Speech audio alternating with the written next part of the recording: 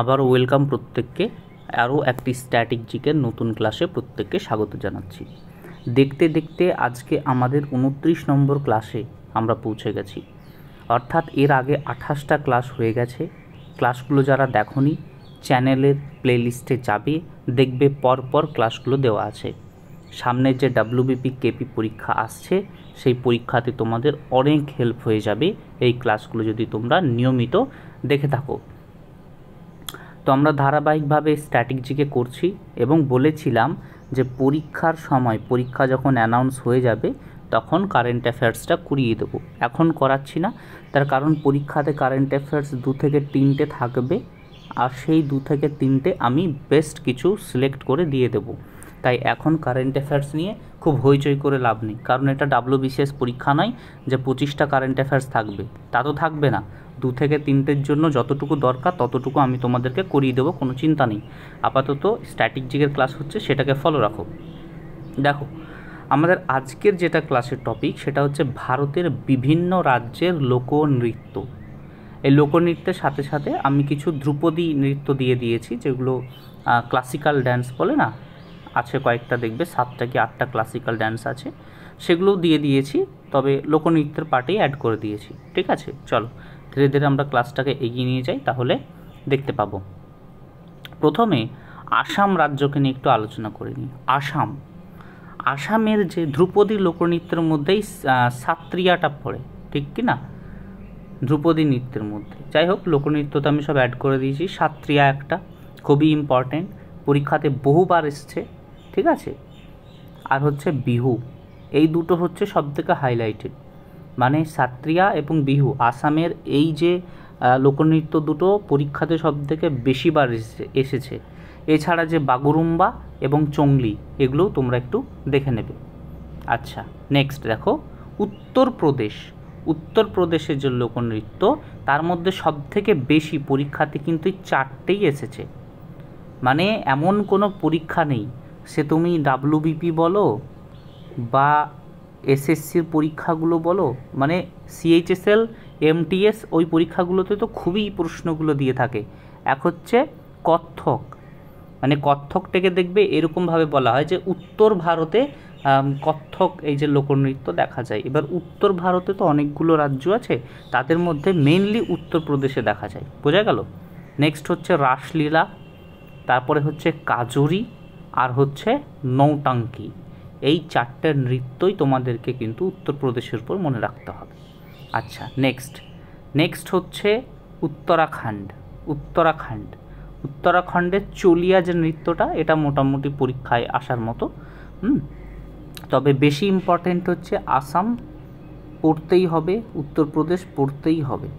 যেগুলো খুব ইম্পর্টেন্ট আমি সেগুলো আলাদা করে তোমাদেরকে মার্ক করে দেখিয়ে দিচ্ছি। ঠিক আছে, নেক্সট উড়িষ্যার যে লোকনৃত্যর মধ্যে উড়িষ্যি বহুবার পরীক্ষায় এসেছে, তোমাদেরকে এইটা মাথায় রাখতে হবে। উড়িষ্যা থেকে উড়িষ্যি হয়তো খুব সহজ হয়ে যাচ্ছে মনে রাখার ক্ষেত্রে। তারপরে মনে রাখবে দলখাই নৃত্য এবং হচ্ছে বাঘ নাচ। এইগুলো দেখবে আমি কিছু কিছু ব্যাখ্যা দিয়ে দিয়েছি। মানে বাঘ নাচ হচ্ছে চৈত্র মাসে হিন্দুদের দ্বারা এই নাচটা হয়, তো কিছু কিছু ব্যাখ্যা আছে। ব্যাখ্যাগুলো WBPতে আসে না, কিন্তু SSCর কোশ্চেন এরকম আসে। এই যেমন এইভাবে কোশ্চেন যায় যে উড়িষ্যাতে দেবী দুর্গাকে খুশি করার জন্য কোন লোকনৃত্যের আয়োজন করা হয়, তো সেটা হচ্ছে দলখাই নৃত্য। এইভাবে প্রশ্ন SSCতে আসে, তবে WBPতে এখনও এই ধরনের প্রশ্ন এইভাবে আসে না। ঠিক আছে, ডাইরেক্ট জিজ্ঞাসা করা হয়।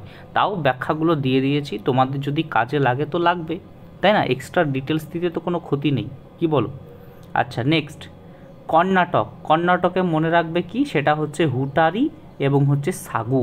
এই নৃত্য দুটো কর্ণাটকের ক্ষেত্রে তোমরা খেয়াল রাখবে। ঠিক, নেক্সট কেরালাতে এটাও বিশাল ইম্পর্টেন্ট, সবথেকে বেশিবার পরীক্ষায় চলে এসেছে মোহিনী অট্টম এবং কথাকলি।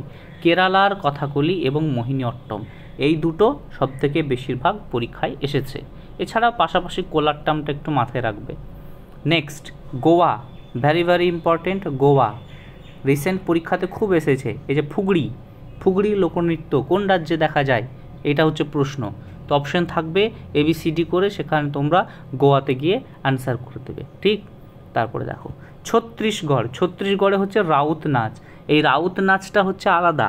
একটা জম্মু কাশ্মীরে আছে, সেটা হচ্ছে রউফ, মানে রাউফ বা রফ বলে, হ্যাঁ। তো এইটা কিন্তু রাউত নয়, মানে রাউত আলাদা আর রাউফ আলাদা, এইটা কিন্তু মনে রাখবে। ছত্তিশগড়ে হচ্ছে রাউত নাচ, রফটা হচ্ছে জম্মু কাশ্মীরে, ঠিক আছে। আচ্ছা, এই যে পরে চলে এসেছে, জম্মু কাশ্মীর চলে এসেছে, এখানে দেখো রাউফ, এই যে লিখলাম না এক্ষুনি, রাউফ হচ্ছে জম্মু কাশ্মীর। তারপরে রফের সাথে সাথে তোমরা হিকত, দুমহল এগুলো মাথায় রাখবে, তবে রফটা বেশি ইম্পর্টেন্ট, মানে পরীক্ষাতে রফটা বেশিবার রিপিট হয়েছে, বুঝতে পারছো। আচ্ছা, নেক্সট, ঝাড়খণ্ডে মাথায় রাখবে সরহুল, এটা মনে রাখা একটু সহজ হবে, মানে ঝাড়খণ্ডে তো মানে সরহুলটা অনেকটা ওই সাঁওতালি বা উপজাতি টাইপসের এক ধরনের বিশেষ নাচ, যেটা একমাত্র ওরাই করে বা ওরাই এই নাচটা নাচে। তো ঝাড়খণ্ডে ওদের সংখ্যাটা একটু বেশি আছে, সেই জায়গা থেকে তোমরা মাথায় রাখতে পারো যে অ্যান্সারটা ঝাড়খণ্ডের দিকে যাবে। অন্যান্য রাজ্য যখন অপশানে থাকবে, দেখবে পরীক্ষার সময় সবথেকে মোস্ট ইম্পর্টেন্ট হচ্ছে অপশান এলিমিনেট করা।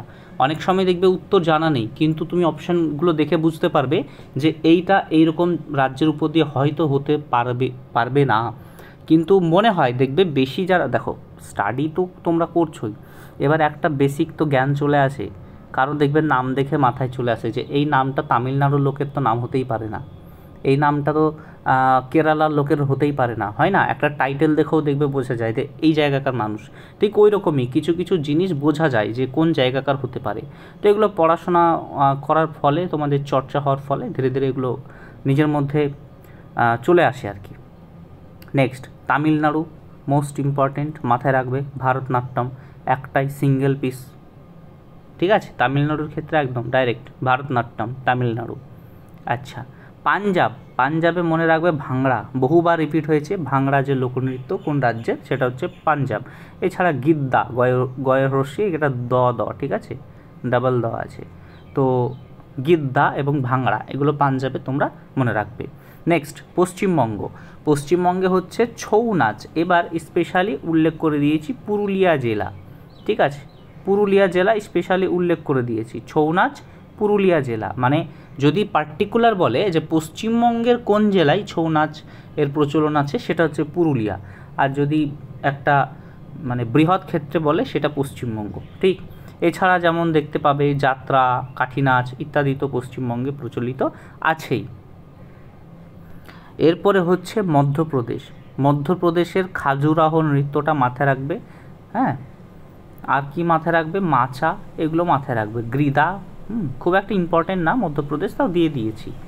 নেক্সট, মহারাষ্ট্র, এটা হচ্ছে ভেরি ভেরি ইম্পর্টেন্ট, অনেকবার রিপিট হয়েছে, লাবণী বহুবার রিপিট হয়েছে, তামাশা বহুবার রিপিট হয়েছে, এই দুটো অনেক কবার রিপিট হয়েছে, লাবণী এবং তামাশা, এই লোকনৃত্য দুটো মহারাষ্ট্র। এগুলো একটু মনে রাখাটা কঠিন, ঠিক আছে, কিন্তু কি বলতো বারবার চর্চার ফলে মনে রাখতে হবে। এবার 28টা রাজ্যের মধ্যে মিনিমাম 20-22টা রাজ্যে ধরো লোকনৃত্য খুব প্রচলিত আছে, তো সেগুলো 20-22টা রাজ্যে ধরো 2-3টে করে আছে, অর্থাৎ সংখ্যাটা বেড়ে যাচ্ছে, সেটা বুঝতে পারছি, বাট কিছু করার নেই, পরীক্ষার পার্সপেক্টিভে ইম্পর্টেন্ট, তাই তোমাকে একটু কষ্ট করে পড়ে নিতে হবে, একটু চর্চায় রাখতে হবে, নাহলে কিন্তু মুশকিল আছে। আচ্ছা, নেক্সট দেখো, আরেকটা আছে যেমন ধানগাড়ি গাজা লোকনৃত্য, এটা আছে। মণিপুরের জাগই, একটাই মনে রাখবে, জাগই লোকনৃত্য মণিপুর, ঠিক আছে, বিখ্যাত লোকনৃত্য মণিপুরে, সেটা হচ্ছে জাগই।